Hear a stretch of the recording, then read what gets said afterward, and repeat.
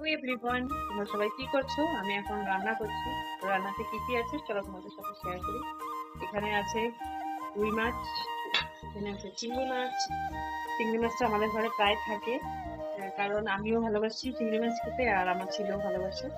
তো আজকে দেখো আমি একটা বড় ভিন্ডি লাগিয়েছি, আমি ফোটা লাগিয়েছি।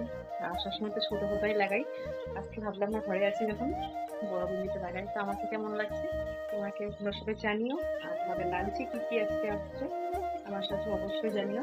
তবে এখন রান্না বান্না করি, পরে দেখা হচ্ছে। আমার ফেসটার অবস্থা নেই, যেহেতু রান্না করছি আর প্রচুর গরম। আজকে যাইনি ডিউটিতে, কারণ গতকালকে গিয়েছিলাম দিমাপুরে। তো ওখানে এত গরম যে গরমটা মানে এত ফিল হচ্ছে, মানে আজকে রেস্ট নিলাম, মানডে থেকে আবার যাব। কালকে তো সানডে, সানডে অলরেডি বন্ধ, ওকে কোর্ট যাইনি, তা মানডে যাবো কোর্ট। টাটা, বাই বাই, দেখা হচ্ছে পরে।